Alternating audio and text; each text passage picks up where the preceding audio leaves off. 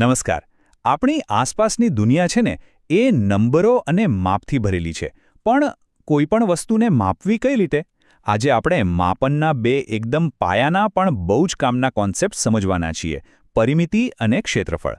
ચાલો તો સાથે મળીને જોઈએ કે આ બંને શું છે અને આપણી રોજિંદી જિંદગીમાં એ ક્યાં કામ લાગે છે. ચાલો એકદમ સિમ્પલ સવાલથી શરૂઆત કરીએ.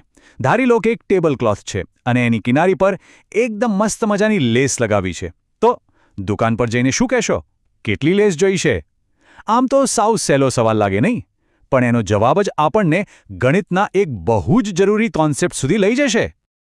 તો આજના સેશનમાં આપણે શું જોવાના છીએ? પહેલાં તો કોઈ પણ વસ્તુની બહારની ધારને કેવી રીતે માપવી એ સમજીશું.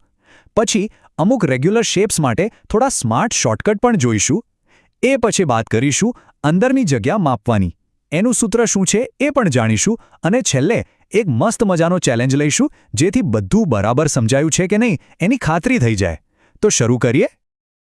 ઓકે, તો ચાલો આપણા પહેલા ટેબલ ક્લોથવાળા સવાલનો જવાબ શોધવાનો શરૂ કરીએ. આપણો પહેલો સ્ટોપ છે કોઈ પણ વસ્તુની બહારની ધાર, એની બોર્ડર, એને માપવી કઈ રીતે?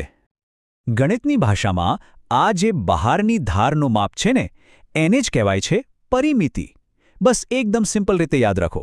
ધારો કે તમે કોઈ આકારની બધી બાજુઓ પર ચાલીને એક ચક્કર પૂરું કરો, તો તમે જે ટોટલ અંતર કાપ્યું એ જ છે એની પરિમિતિ. જાણે કે તમે એ આકારની પ્રદક્ષિણા કરી રહ્યા છો. તો પછી એક લંબચોરસની પરિમિતિ કેવી રીતે શોધવાની? અરે બહુ જ સહેલું છે. સૌથી પહેલાં એની લંબાઈ માપી લો, પછી એની પહોળાઈ, અને બસ હવે એની ચારે બાજુઓની લંબાઈને જોડી દો. એટલે કે લંબાઈ વત્તા પહોળાઈ, ફરીથી વત્તા લંબાઈ, અને છેલ્લે વત્તા પહોળાઈ. બસ થઈ ગયું. અને હા, આ કોન્સેપ્ટ ખાલી ટેબલ ક્લોથ પૂરતો સીમિત નથી હો. જરા વિચારો, કોઈ ખેતરની ફરતે વાડ કરવી હોય તો કેટલી લાંબી વાડ જોઈશે? એનો જવાબ પણ તમને પરિમિતિ જ આપશે. ટૂંકમાં પરિમિતિ આપણને કોઈ પણ બાઉન્ડ્રીની સાચી લંબાઈ જાણવામાં મદદ કરે છે. પણ એક મિનિટ, શું દર વખતે આમ બધી બાજુઓનો સરવાળો જ કરીએ રાખવાનો? ના, બિલકુલ નહીં. અમુક ખાસ પ્રકારના આકારો માટે તો આપણી પાસે એક જબરદસ્ત શોર્ટકટ છે, જે આપણો ટાઈમ પણ બચાવશે અને મહેનત પણ. ચાલો જોઈએ શું છે.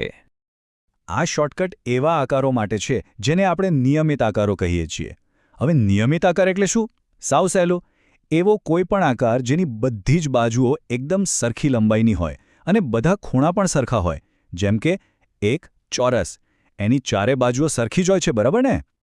અને જુઓ, જાદુ અહીં જ થાય છે. ધારો કે એક નિયમિત પંચકોણ છે. એની પરિમિતિ શોધવા માટે પાંચેય બાજુ માપવાની કોઈ જ જરૂર નથી. બસ ખાલી એક બાજુ માપો અને એને 5 વડે ગુણી નાખો. બૂમ! જવાબ હાજર.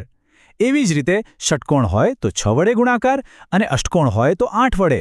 કેટલો બધો સમય બચી ગયો, ખરું ને? આને કહેવાય ગણિતનો સ્માર્ટ શોર્ટકટ. ઓકે, તો અત્યાર સુધી આપણે કોઈ પણ આકારની આજુબાજુ ફરી રહ્યા હતા, એની બોર્ડર માપી રહ્યા હતા. પણ હવે એક નવો સવાલ: એ આકારની અંદર કેટલી જગ્યા છે એ કેવી રીતે ખબર પડશે? ચાલો હવે માપનની એક સાવ નવી દુનિયામાં જઈએ. હવે પેલી ખેતરની વાડને થોડીવાર માટે ભૂલી જાઓ. એના બદલે વિચારો કે તમારે આખા રૂમના ફ્લોર પર ટાઇલ્સ લગાવી છે. અહીંયા આપણને કિનારીની લંબાઈથી કોઈ મતલબ નથી. આપણને તો એ જાણવું છે કે આખો ફ્લોર ટોટલ કેટલી જગ્યા રોકે છે. મતલબ કે આપણું ફોકસ હવે ધાર પરથી શિફ્ટ થઈને અંદરની સપાટી પર આવી ગયું છે. અને ગણિતની દુનિયામાં આ અંદરની જગ્યાના માપને જ કહેવાય છે ક્ષેત્રફળ, એટલે કે એરિયા. સાવ સરળ શબ્દોમાં કહીએ તો ક્ષેત્રફળ એટલે કોઈ પણ સપાટ વસ્તુ કેટલી જગ્યા રોકે છે એનું માપ. એ આપણને અંદરની સ્પેસ વિશે બતાવે છે. પણ ધારો કે કોઈ આકાર સીધો સાધો લંબચોરસ કે ચોરસ નથી. કોઈ વાંકો ચૂકો આકાર છે, જેમ કે કોઈ ઝાડનું પાંદડું. એનું ક્ષેત્રફળ કેવી રીતે માપીશું? એના માટે પણ એક મસ્ત જુગાડ છે. બસ એ પાંદડાને એક ગ્રાફ પેપર પર મૂકો અને પછી ગણતરી કરો કે એણે કેટલા ચોરસ ખાનાને કવર કર્યા. આનાથી આપણને એકદમ પરફેક્ટ નહીં, પણ લગભગ સાચો અંદાજ તો મળી જ જાય છે. હવે અંદાજ લગાવવાની રીત તો બરાબર છે, પણ જો આપણને એકદમ પાક્કો 100% સાચો જવાબ જોઈતો હોય તો એના માટે આપણી પાસે છે પાવરફુલ ફોર્મ્યુલા, એટલે કે સૂત્રો. ચાલો હવે આપણે પ્રોફેશનલ ગણતરી તરફ આગળ વધીએ.